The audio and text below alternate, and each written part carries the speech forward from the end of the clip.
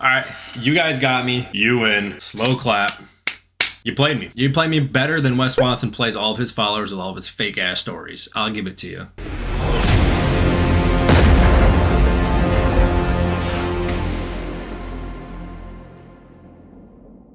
So typically when I put out my cycle review feelers and ask for your guys' cycles, I get 2 to 3 responses, maybe 4, and I whittle it down from there. Some people just want to go over it in the DMs, that's fine. This week I got over 20. So we had to really condense this down and not make this a 45-minute to an hour-long video. I don't mention yours specifically. It's because you had one that was already similar to something else somebody else sent in. You're gonna basically get the same information out of me. First up, we're gonna start out fairly mild. We got Super Joel Kaiser asking 300 test C / mass D or primo at 100, MPP at 100, 20 milligrams of T-ball in the last 5 to 6 weeks for 16 weeks total. Now I assume he means 300 tests with either massed or primo at 100 each and MPP at 100. That is a good, like, I'd say intermediate starter cycle. This guy's more like coming TRT from that angle. He's not like a big time bodybuilder. I know he's not a big time bodybuilder because him and I have talked quite a bit in the DMs before. So for him, I actually think this is a good cycle. Now, if you were gonna actually be a bodybuilder, that'd be just like a pussy like starter cycle. You wouldn't get much out of it unless you were just starting. Obviously, I prefer Anadrol over T-ball, but if you want to run T-ball, T-ball's not terrible. For 16 weeks, that is a little on the shorter end, but if that's all you can afford, that's all you want to run, that's fine also. I'd say, try to bump it out to like 20 or so if you can, but not a bad cycle overall. And honestly, you're hitting your DHT, your testosterone, and your 19-hour family trees with 1 oral. I mean, that's pretty standard structure right there. So can't complain about that one. So for Super Joel Kaiser, I'm gonna give your cycle an 8 out of 10. Next up, DOG 01337. Test at 600 milligrams, DECA at 125, EQ at 300, Trenable at 40, and Proviron at 25. Why does everybody love Proviron so much lately? Like, what is going on with the whole Proviron, like, masturbation? I haven't even heard of anybody running Proviron in the last, like, 6 months, and all of a sudden, everybody that contacts me is running fucking Proviron. Save your money. Don't even run Proviron. If you're running 600 tests, there's no point of running Proviron. Just fucking drop it or spend that money on GH. If you spend that money and you run like 4 to 16 units of GH, you will get so much more out of it than running fucking Proviron. Let's be honest. Now the test base, that's a good test base, especially if you've worked up to that before. DECA at 125, I would always start low on that because you don't know what side effects you're gonna get. And if you do get them, they stick around for a long time with DECA. I'd actually probably swap that to MPP if you could. And then you got Boldenone as a very long ester. And then T-ball, as I said before, is fine. But I would definitely be monitoring your blood work on this cycle because it does have potential to really increase your red blood cell count based on what you're running. But aside from that, I think you'd be fine. That's pretty solid structurally. I would just make a couple tweaks. So for you, Diago, I would go ahead and say, I'm gonna give that a 7 out of 10. I would just drop the Proviron. I don't understand why people beat their meat so much over it lately, but it doesn't do anything in that big of a cycle in the first place. Up next is Bodybuilding with Nick. Before I read this cycle, you need to know that this is a bigger individual because some people are gonna raise a few eyebrows at this one.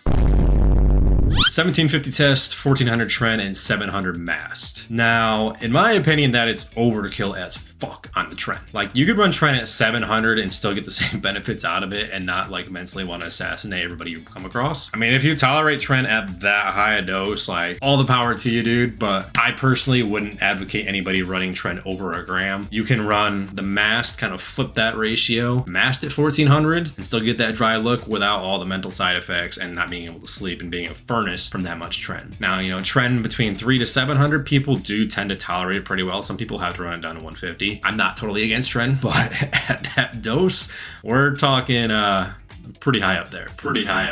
And this being a bigger individual and a more advanced bodybuilder, people raise their eyebrows and be like, oh my God, 3 grams? 3 grams is pretty typical for those size individuals. I'd say once you're into an intermediate cycle, you're talking 1.5 to 2 grams. He's up towards like the 3. Once you get to the pro ranks, you're talking 3 to 5. Some guys push it up to 5. Some people don't feel good on 5. So he's right in that range of like bigger boy cycles. So for him personally, I would not run this as like a 180 pound guy or anybody who's not already very advanced in the bodybuilding. For him specifically, I'd say probably a 7 out of 10.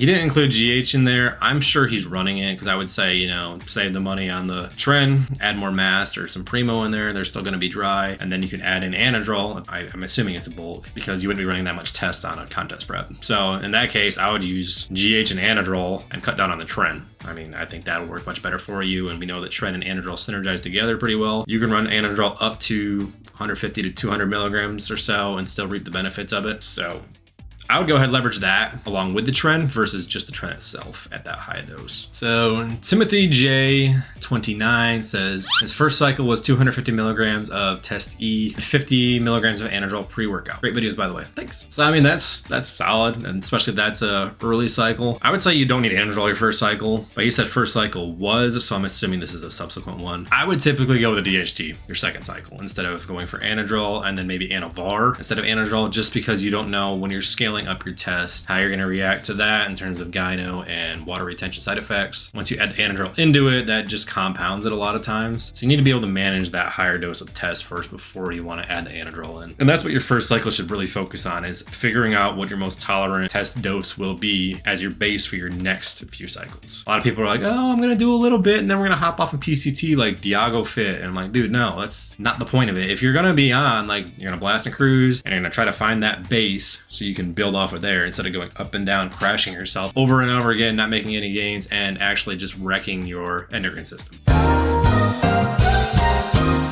The next one is Amasi LV, 100 milligrams of test, 100 milligrams of tren A, 100 milligrams of mast, 3 days a week. Oh, so 3 days a week he's doing those. So it's 300 of each. That makes more sense. And then 600 milligrams of Winnie oral per day. And he's I think a men's physique competitor based on the picture. So that makes more sense, having a really dry cycle like that. And I like the fact that he breaks up his doses more frequently. That makes more sense. Winnie will dry out, tren will die out, mast will dry out. So I'm assuming this isn't a bulk. It may or may not be. I mean, you can run tren and mast in a bulk too, but the test dose would be kind of low for a bulk, and then Winnie would make much sense. So I mean, if this was a bulk, I would add Anadrol or Anavar. If it is a contest prep where you're cutting, Winnie does make more sense in terms of getting the drier look, but I'm not sure on the context, so I can't give him a true rating on it. I'm gonna say a 7 just because I'm not sure the exact context. That would change some of the things around, but it is over a gram of gear. He's men's physique, not open, so trying to keep things lean and standard weight cap, I kind of understand that. Next up, we have a break. So as a little intermission here, I need to tell you guys about my new offer. If you watched my last video, you've already seen it. I do have a 30-day free coaching trial you can take advantage of for New Year's only. It's only this week, only 10 slots. So please go ahead, click the link down in the description below if you want to take advantage of this. You will get a free training and a free diet plan. You'll have access to my app and the ability to go in there and actually log everything and make good on your New Year's resolution for once, instead of being a fat piece of shit. Looks like it's gonna be a perfect day to maybe, hey, just lie in bed, sleep in, or simply work out that flab that's hanging over the bed! Get up, Sully! So please don't be that person that doesn't take advantage of this. I don't have enough time in the day to sit there and do this every single month. So this is going to be a one-time thing. I want to give back and give you guys the opportunity to take advantage of it. So please go ahead and just click it down below if you want to take advantage of the best offer you're going to get from any coach, period. You guys still here with me? We still got quite a few more to go through. 500 test E, 500 EQ, 150 MPP, 6 IUs GH with the scientific stitch pre-workout. This is from Richie Hill. I mean, it depends on which one of our pre-workouts you want to get. Like, you want to get the new age, actually mixed the right way, or the old school blender one. I don't know, you have to DM her about that. But yeah, no, that's really valid cycle. I'm giving you like a 9 out of 10 on that. I have nothing to say that's bad about that one. You got your tests, you got the EQ, MPP is low. You can always take that in and out. 6 IUs is great. Obviously, if you can run 10, you can afford 10. 10's like the magic number. Go ahead and run 10. That's the only thing I would correct there. Excess athlete is up next. 15 milligrams of test P, 30 milligrams mast, 3 times a week coming out of a show. 3 IUs of GH daily. So that's 150 tests, 150 mast. That's fine. I mean, on your show, obviously, you want to bring the gear load down a bit and try to recover. So that makes sense. Trying to get your test back in. But I would start switching to longer esters too as you come out. I don't know how far out he is from the show. That influences what you're doing quite a bit. If this is like day one out versus your 6 weeks post show, obviously those vary quite a bit. And your diet's the bigger thing, trying to reverse out and not put on a ton of fat. But I see no problems with what he's running there. You don't want to run any harsh compounds. He's not. Test P's in and out quick. You want to start getting that test back in there and get your estrogen back to a healthy range. So that's all totally okay. I just wonder how far out he is and when he's going to start putting in longer esters of test just to get things stabilized again. So yeah, very context dependent on that one. I can't give you a real rating because it varies so much. All right, so this is from Harrison Cotter 97. 300 tests, 300 VAR, 20 milligrams of VAR pre-workout. I don't think he means 300 bar. Whatever compound that is, I assume it's probably a DHT. He wants to add in 60 milligrams of Tren E because he can't sleep on MPP. Oh, God. Logically, it makes no fucking sense. But in terms of like cycle structure, that's really not bad, especially if you're more an intermediate beginner. 600 milligrams of injectable plus some Anadrol every day. That's like the golden champagne cycle of safety and still being able to put on some appreciable mass. Next up, Tired Girl Dad. 750 test, 350 Deca, 300 Primo. Solid. And no problems, especially if you know that Deca works for you. That's the one thing I would say is if you don't know how you're going to respond to Nandrolone, do not run Deca because you're going to have like 2 weeks of side effects versus like 3 days of MPP. Just make that quick correction if you need to. If not, that's solid. I'm going to say 9 out of 10 just because I don't have that context. But if he does well in Deca, it could be a 10 out of 10 solid ass cycle. Dude, man.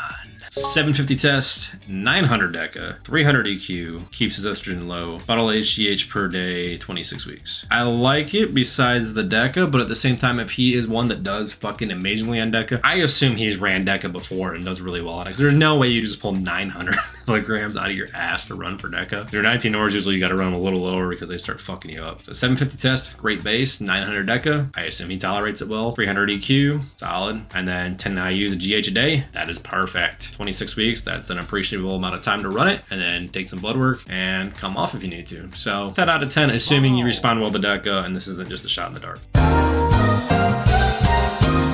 I'm pretty sure he does, based on his profile, I think he knows how he responds to Deca. But then again, I have been surprised pretty heavily in the past by what people send me. So who knows? Dillwad asks, 375 mass, 180 test. I don't love it, to be honest, like running the mass that much higher than your test. But I think context here is he's doing like more TRT-ish and trying to keep estrogen low. So at that point, that context, that makes sense. But this is a real cycle. I'd say it's ass because your test is super low and you're just overdoing it on mass really. But the doses are so low anyway. This would be like a beginner cycle light. I don't even know how to describe it. But yeah, I mean, if this is going to be a cycle, I'd like to see your test base higher than your mass if you're going to run that little. I mean, I occasionally will run my DHTs higher than my test, but that's because I'm pushing my test up to where it gives me estrogenic issues. I'm trying to control that. But I mean, that's when you're talking over 500 tests, 500, 600, 700, not 180. Knowing that's a TRT style dose for him, I'd say as good as like an 8 out of 10 in that context. But as an actual cycle, fucking ignore that and throw it in the garbage. Sebs Bodybuilding's next. 800 test, 250 Primo, 350 MPP, 10 IEs of GH. That is very solid. If anything, I would say go higher on the Primo, but I don't know. He's in Australia, so it might not be affordable to go higher on the Primo. But I'm giving that one a 9 out of 10 because the GH is good, the MPP dose is good, test base is there. We have our DHT, we've hit each family tree, and the Primo could be higher. But I think it's more an expense thing because stuff is very expensive in Australia, and getting it in there costs a pretty penny.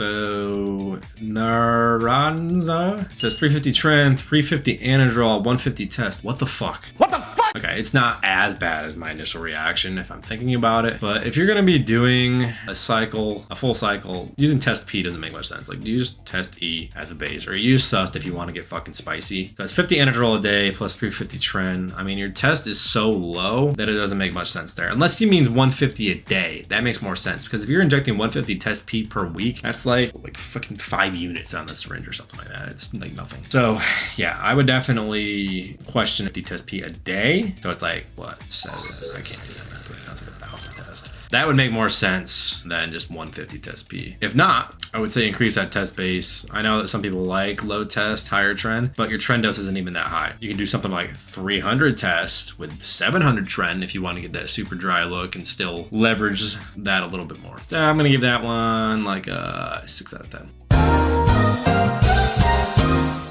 The last legitimate one we have from Lucas Kiernan. 600 test, 500 primo. 50 Anadrol for the last 5 weeks. 600 test, 500 primo, that is a really good intermediate cycle. Based on his pictures, I'd say that's appropriate for his level. I don't know how many cycles he's ran. 50 Anadrol the last 5 weeks. I'd say, dude, you can run Anadrol as long as you want. It's gonna hit your liver, but as long as you're doing your blood work and your appetite doesn't get crushed, you could do it. I would do it at least 6 weeks. But you can run it up to 20 plus, honestly. Like I've ran it, my clients have ran it for a lot longer than that, and they haven't had any appetite issues. But if your appetite gets crushed, I understand limiting it to 6 to 8. But I don't know how long he's running his test and his primo for either. A little bit of a dose up there. But in terms of structure, I'd say very sound besides running the Anadrol that short of a period. So for that one, I'm gonna give you a 8 out of 10.